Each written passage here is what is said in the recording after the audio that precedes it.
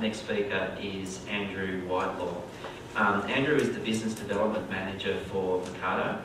And as the Business Development Manager, Andrew has responsibility for managing the strategic direction of the company. Andrew has a strong agricultural and IT background with an extensive understanding of growing markets and commodity risk management from various and varied roles, both here and in the UK. I'd like to welcome Andrew to the podium, please.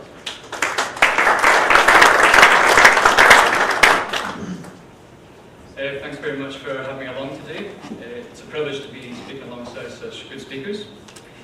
Today, I'm not really going to talk about technology per se, but more about its impact on agricultural services.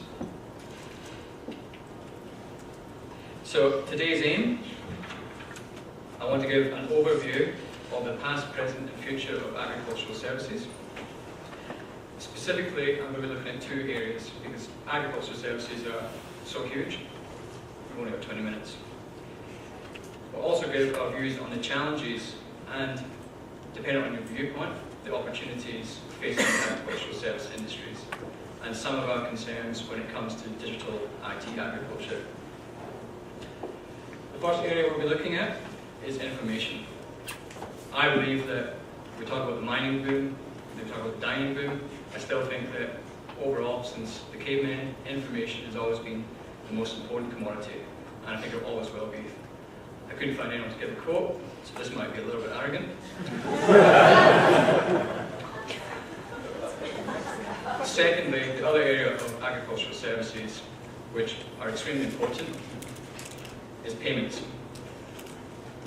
Everyone's concerned about making sure they're paid at the right time and to their contractual terms. So throughout this presentation, we'll look at the past, present, and the near future for information services and payments.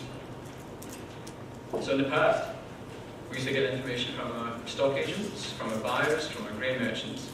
It wasn't necessarily the best information, but they were and they are still a trusted source for information. Then, our neighbours. In the past, the tyranny of distance in Australia means that our networks have always been relatively short. We are a huge different distance from the cities, we're a huge distance from our neighbours in some cases.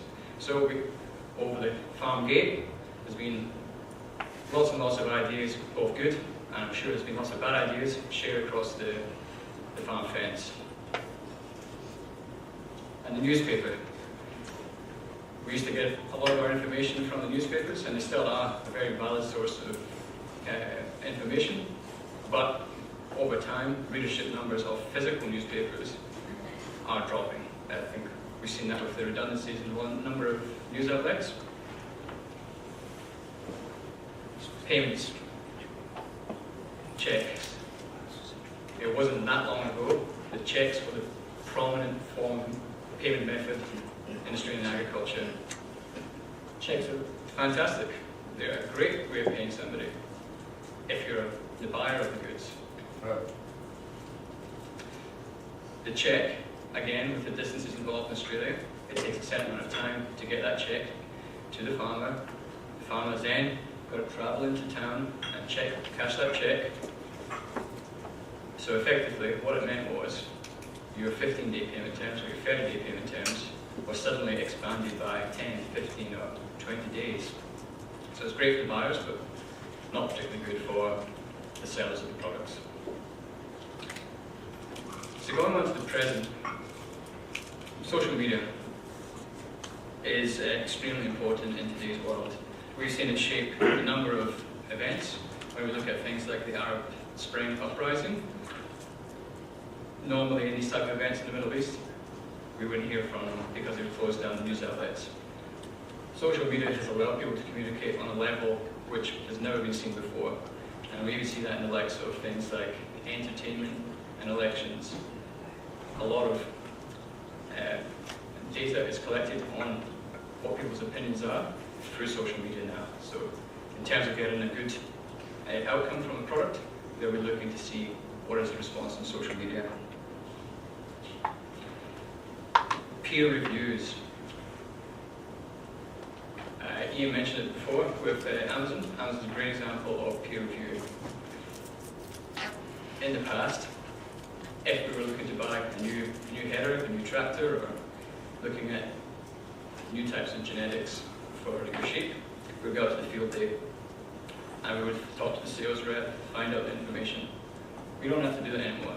We can go online, we can find out the ins and outs of every single product, we can get access to manuals, we can talk to our counterparts in different parts of the world and find out whether it's fit for purpose and whether it's going to work for them. So it's making farmers extremely well informed. This is a map of Facebook accounts, and it just shows how interconnected we are nowadays. And these days, they are extremely well informed growers. We can find out information. I've seen farmers in Querington discussing ideas about sheep with farmers in Ecclefechan in Scotland. So they can find information easily. It sounds like I'm reiterating it, but that's because this is how important it is. What does this mean to agribusiness? Again, the farmer has knowledge. He can get information on anything whenever he wants from his mobile phone. And Roger picked up on this yesterday. He mentioned it quite a few times on how brand is extremely important. And this is more so now than it's ever been. If you have a local issue, it is no longer local. It can't be contained anymore. So if you have an issue with your product, suddenly everybody in the world will know about it. So that's why you have to be sure that your product is something you can stand behind and that you can say is a good product. But you also have to be able to turn around and answer your critics when they say, okay, you've made a mistake. And we've seen that with the likes of the Samsung Galaxy phones. A couple of dozen of them went on fire, and suddenly the world is concerned about them. Whether that is a major issue, it doesn't really matter, it's the brand that's damaged. Payments. Most payments are now electronic transfer in agricultural trade. But that's only around about 10 years ago that the majority of payments went to electronic funds transfer. Nowadays, there are still people paying with checks. I probably wouldn't deal with somebody that was paying with a check unless I was adding some sort of premium onto it.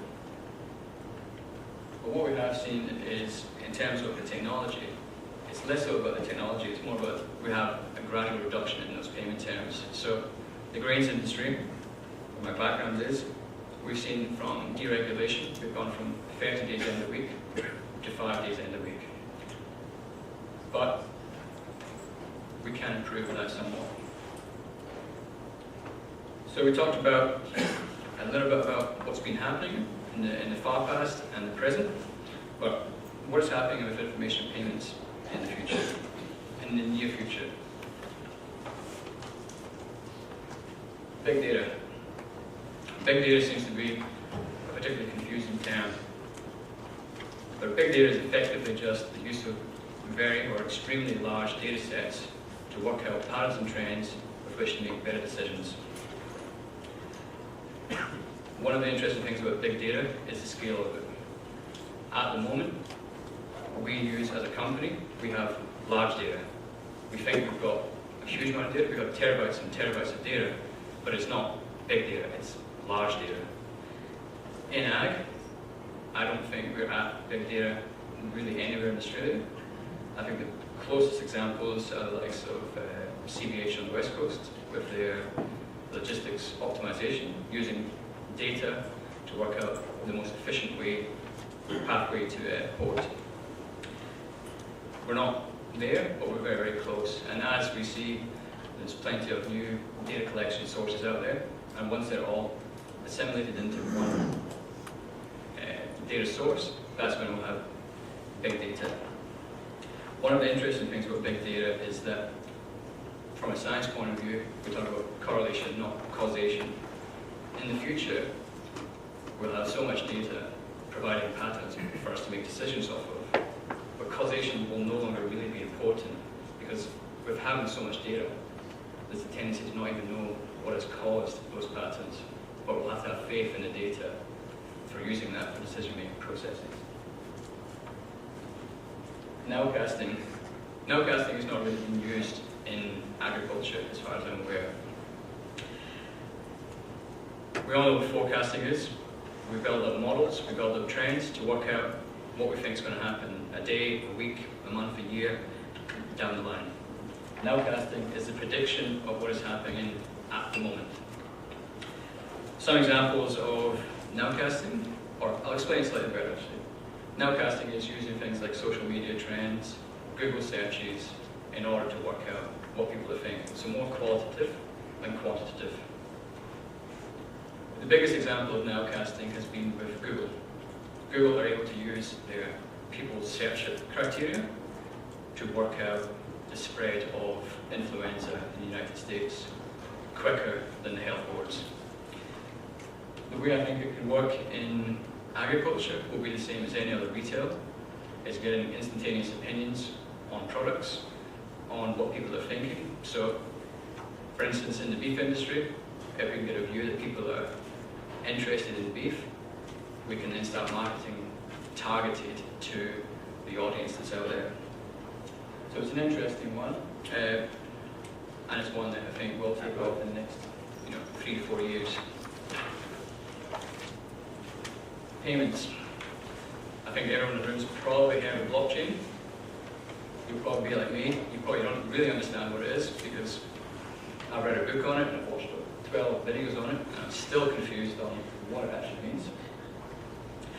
But in its most simplistic terms, it's chains of information that are basically encrypted. But what it allows is, once you pass that chain, you accept that chain, it means that things like payments can be instantaneous, but also things like provenance of products.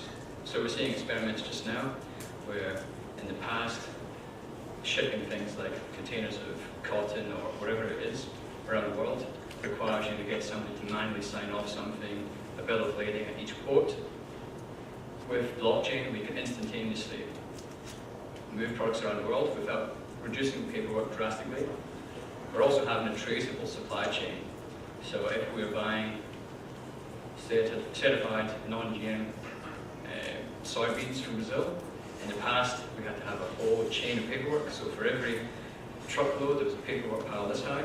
Now it will just be automatically in the chain, which will give you access to provenance, so you'll know where those products are coming from. Another thing to sort of point out as well is that in terms of payments, it's not just about technology that's changing.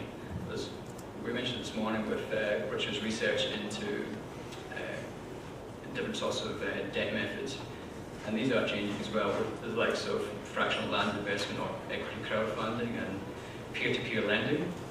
These aren't technologies, they're just new ways of disruptive thinking which will change the way that we do a lot of business. So the challenges in the service industry, which I see, are low barriers to entry. Nowadays, we live in a world of ideas. We can create an idea which can disrupt. We can then get investment into that idea and move forward with disrupting an industry. Non-physical competition. Around the world, we have seen, especially in retail, we have seen digital disruption. We've seen the likes of Dick Smith having competitors like Kogan, Amazon. They've come in and they can suddenly undercut all the local physical competition because they don't have the costs of infrastructure. Similarly with the sales yards, we see the likes of Auctions Plus, which is now, I believe, the biggest cattle yard by numbers in Australia. These can come in and they can quite quickly change the way an industry is functioning. I think agriculture hasn't been immune to this trend, but it has been delayed from the general business environment. Resistance to change is, in my belief, in ag services probably one of the biggest barriers. Things have worked well up until now.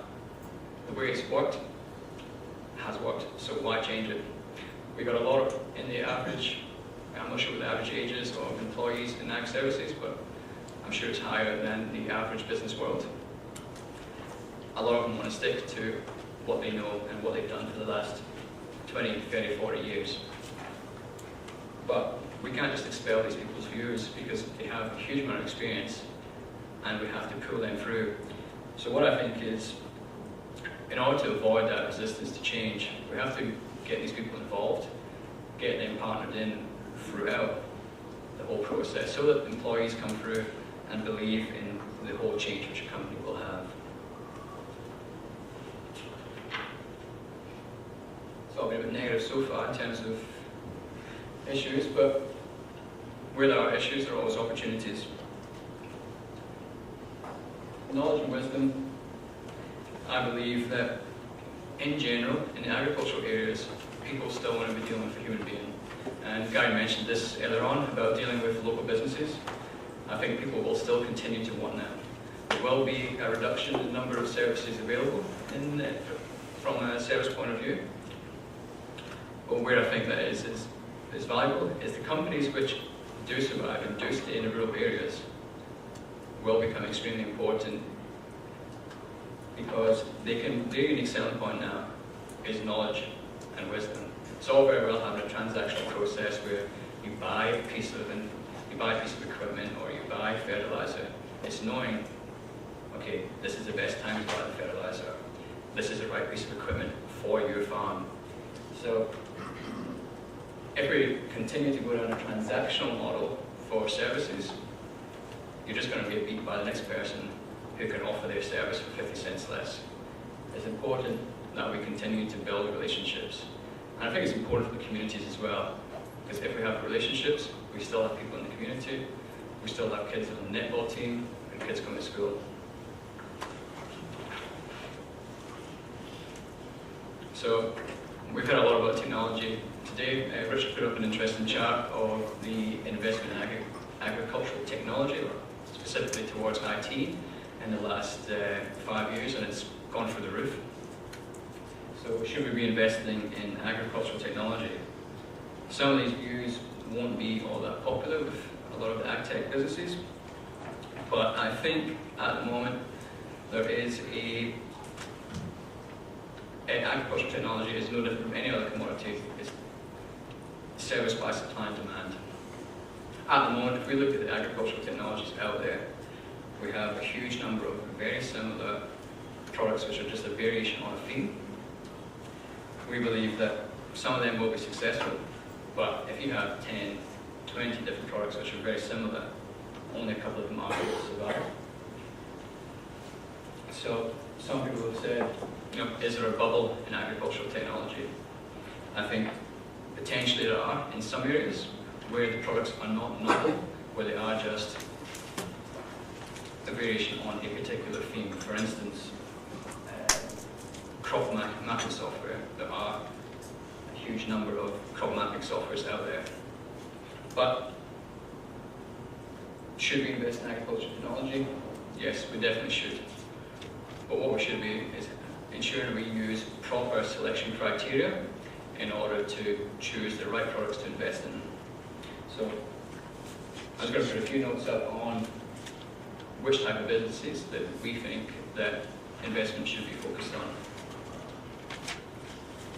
So, does it address a need? There are a huge number of products that are being developed by people that are designing products for problems which farmers don't necessarily realize they even have.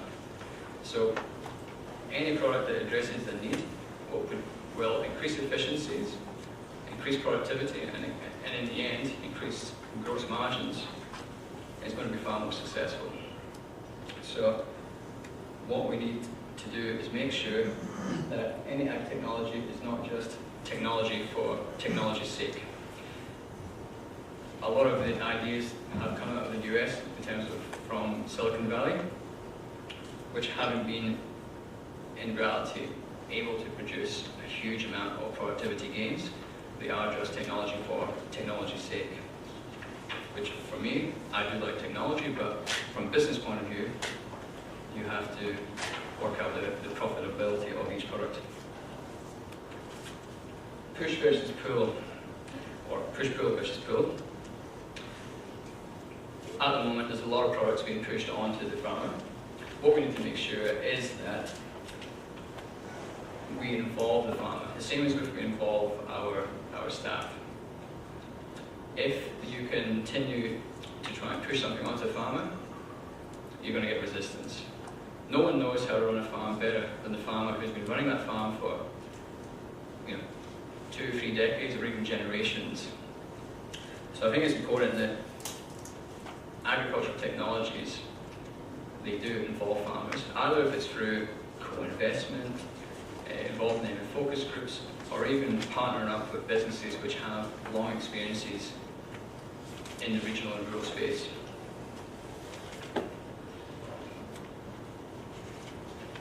The next thing that I think is extremely important is legacy integration.